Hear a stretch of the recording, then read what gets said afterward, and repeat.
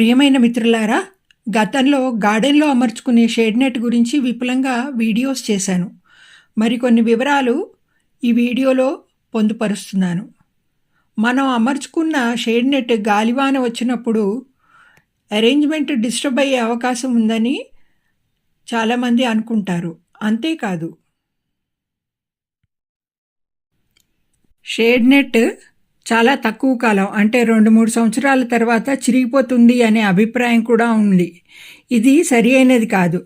Shade net అమర్చుకునే frame చక్కగా ఇనుపది లేదా అల్యూమినియంది ఏర్పాటు చేసుకోవడం చాలా ముఖ్యం. ఈ ఫ్రేమ్ షేడ్ నెట్ లైఫ్ని డిసైడ్ చేస్తుంది. షేడ్ నెట్ మంచి నాణ్యమైనది ఎంపిక చేసుకోవాలి. థిక్నెస్ ఎంపిక కూడా ముఖ్యమే. థిక్నెస్ అంటే సన్స్క్రీన్, ఎంత సూర్యరశ్మి లోపలికి రావచ్చు అనే దాన్ని డిసైడ్ చేసేది థిక్నెస్.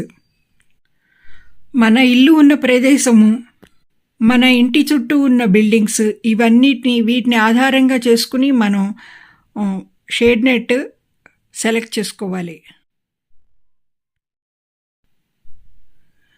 ఎంపిక చేసుకునే విధానం పర్పస్ బట్టి ఆధారపడి ఉంటుంది.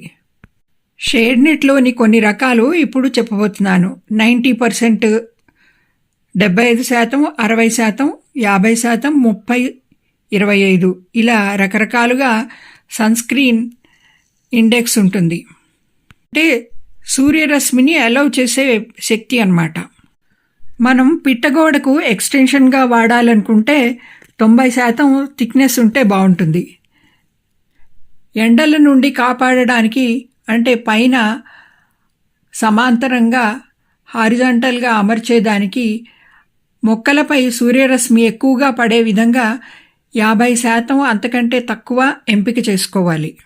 మన తోట చుట్టూ ఉండే బిల్డింగ్స్ నీడ ఏ విధంగా ఎంతసేపు మన తోటలో పడుతుందో ఆ అంశంపై కూడా ఈ 50 నుండి 25% మధ్యలో ఎంపిక ఆధారపడి ఉంటుంది. 90% సన్స్క్రీన్ చేసేది ఈ విధంగా ఉంటుంది. ఇది గోడలకి వర్టికల్గా అమరిస్తే అనువుగా ఉంటుంది, మనకి కన్వీనియంట్గా ఉంటుంది. ఇంతకు పూర్వం చేసిన వీడియోస్లో షేడ్ నెట్ ఫ్రేమ్ తయారు చేసుకునేటప్పుడు మనం చేయకూడని పనులు గురించి చెప్పాను. నా టెర్రస్ గార్డెన్లో వచ్చిన ప్రాబ్లమ్స్ గురించి కూడా డిస్కస్ చేశాను. గాలివానకి నా షేడ్ నెట్ పూర్తిగా డిస్టర్బ్ అయిపోయింది. కొంతమంది ఎండాకాలం షేడ్ నెట్ వేసి మిగతా కాలాల్లో తీసేస్తామని చెప్పడంతో నేను అలా ట్రై చేద్దామని డిస్టర్బ్ అయిన షేడ్ నెట్ అడ్జస్ట్ చేయకుండా అలా ఉంచేశాను. షేడ్ నెట్ లేకుండా గార్డెన్ ఎలా ఉంటుందో ట్రై చేద్దామని చూశాను. ఆ విధంగా తీసేయడం వల్ల నేను ఎదుర్కొన్న విషయాలు ఇప్పుడు చెప్పబోతున్నాను. మా తోటలో ఎండ ఎక్కువగానే తగులుతుంది. పొద్దున్న 6:30 నుంచి సాయంత్రం 5-6 వరకు ఉంటుంది. మాకు దగ్గరలో బొలారం ఇండస్ట్రియల్ ఏరియా ఉండడం వల్ల షేడ్ నెట్ ఇండస్ట్రియల్ పొల్యూషన్ నుండి కాపాడుతుండేది. షేడ్ నెట్ తీసేయడం వల్ల ఆ పొల్యూషన్ మొక్కలపై ఎఫెక్ట్ చూపెట్టింది.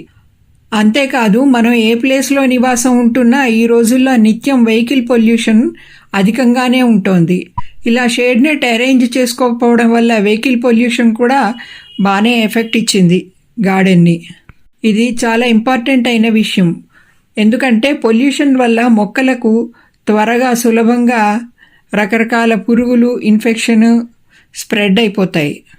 కనుక షేడ్ నెట్ పిట్టగోడకు వర్టికల్గా అమర్చడం వల్ల పొల్యూషన్ నుండి తోటని మనం కాపాడుకుంటాం. అంతేకాదు, చుట్టుపక్కల బిల్డింగ్స్ నుంచి కూడా రక్షణ కల్పిస్తుంది. అందరూ చూస్తుంటే మనకు పని చేసుకోవడానికి ఇబ్బందిగా కూడా ఉంటుంది. మా కాలనీలో ఓనర్స్ ఉన్న ఇళ్ళు పర్వాలేదు, కానీ మా ఇంటి దగ్గర మైగ్రేటెడ్ పీపుల్ ఎక్కువ. చిన్న పోర్షన్లు కట్టి వాళ్లకు రెంట్కి ఇచ్చేస్తుంటారు. వాళ్ళ అలవాట్లు, భాష రకరకాలుగా ఉంటాయి.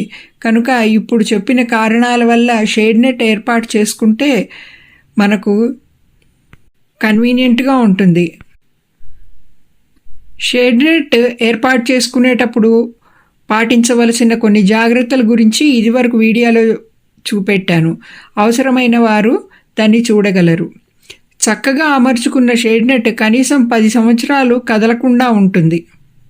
ఇంకో ముఖ్య విషయం, కోతులు మొదలైనవి వచ్చినప్పుడు షేడ్ నెట్ ఉంటే అవి లోపలికి రాలేదు. షేడ్ నెట్ తీసేసిన వల్ల 2 పూటలా నీళ్లు పోయవలసి వచ్చేది. మనం చేయలేనప్పుడు మొక్కలకు కష్టమే కదా. నెట్ అమర్చి ఉన్నప్పుడు 2-3 రోజులకు ఒకసారి పోసినా సరిపోయేది. ఎండ వస్తే విపరీతంగా కాస్తోంది కనుక షేడ్ నెట్ ఉండడం కంపల్సరీ. అందుకే మళ్ళీ షేడ్ నెట్ అమర్చేస్తున్నాను. షేడ్ నెట్ చక్కగా అమర్చుకుంటే మనకి తోట పని చాలా తక్కువ అవుతుంది, సేఫ్టీగా ఉంటుంది. నాకు తెలిసిన ఈ 4 మాటలు మీకు చెప్తూ మీ వద్ద సెలవు తీసుకుంటున్నది తిరుమలదేవి. నమస్కారములు. జై భారత్ మాత. జై జై భారత్ మాత.